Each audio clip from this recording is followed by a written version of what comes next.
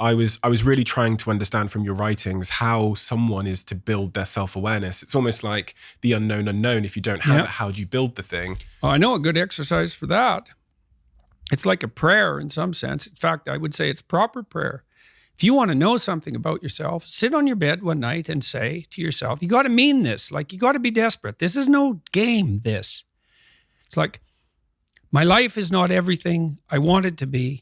And perhaps it's not everything that I need it to be. And by need, I mean my life is so unbearable that the suffering that's attendant upon that is make me nihilistic, cynical, bitter, resentful, homicidal, genocidal, unable to have a good relationship, prone to punish people for their virtues because of my jealousy, driving the proclivity to see evil everywhere except within my own heart. Like, these are problems, man.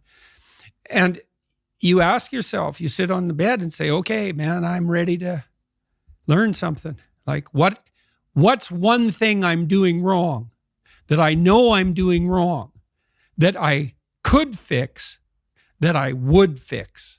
It's like, you meditate on that, you'll get an answer. And it won't be one you want, but it'll be the necessary one. And it's often something that will point you to small things. So Carl Jung said, people in the modern world don't see God because they don't look low enough. And so imagine you're in your messy bedroom, and you're sitting on the edge of the bed trying to have an honest dialogue with yourself. And the little voice says, it's pretty disgusting in here. And you think, well, I'm way above such trivial niceties as organizing my room. It's like, well, that's pride. That's arrogance. If you're above organizing what's actually yours, how in the world are you ever going to organize anything else? And so you get on your knees and you think, well, it's time to, take a brush to the toilet. And maybe that's where you start. And that works. Like, that works. You start making those micro improvements, like real micro improvements, real on the ground, actual micro improvements to things that are wrong. You'll improve unbelievably rapidly. What you're talking about there sounds to me a lot like an overdose of arrogance and also the need for humility. Do you think the Western world suffers from arrogance because of our relative privilege and luxury that we kind of overlook? Of course. Well, that's a temptation, right? I mean, when the radical lefty types go after people for their unearned privilege, they have a point. Now, the point is, the existentialists called it thrownness, which is that's a Heideggerian term. And thrownness is the fact that we kind of experience life as if we're tossed into it, thrown into it. You're male and not female. You're Hindu and not Christian. You're tall and not short. You have an arbitrary range of talents and an arbitrary range of limitations, none of which, in some sense, you chose. It's the cards you're dealt. Now, some of those are cards of privilege. Maybe you're born intelligent. Maybe you're born symmetrical. Maybe you're born healthy. Maybe you're born into a culture where it's much easier not to be absolutely deprived. Maybe your parents are rich. And so all of that, in some sense, is unearned. Now, along with that comes a good dose of existential guilt. Because at the same time, and this is true for anyone, regardless of their cultural background, the ground we walk on is soaked in the blood of historical atrocity.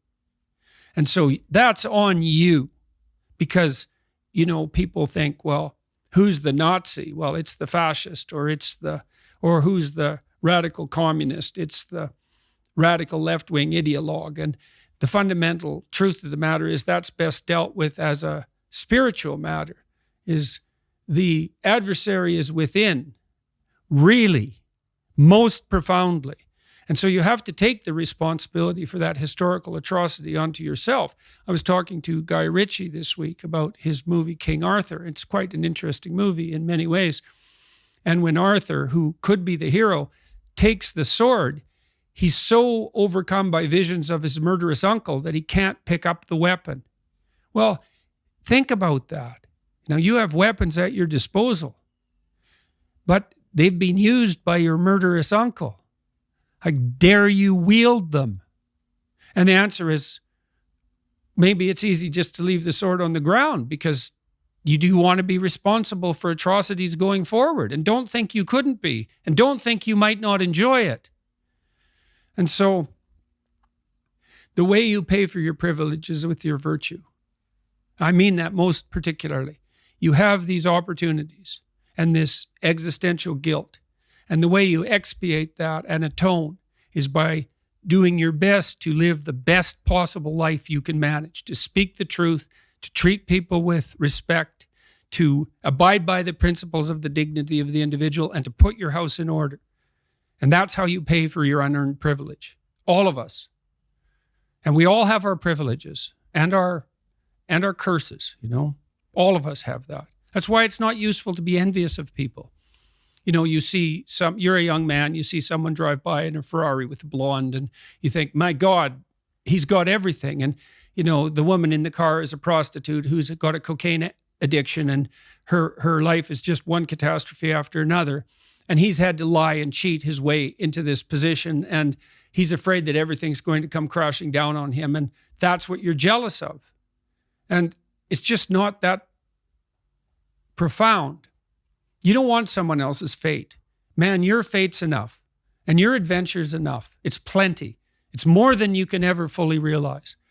And so that's also part of the reason that we all believe that the individual has some intrinsic dignity. It's don't be so sure that your position and your room is so damn trivial. It might be your attitude towards it that's trivial.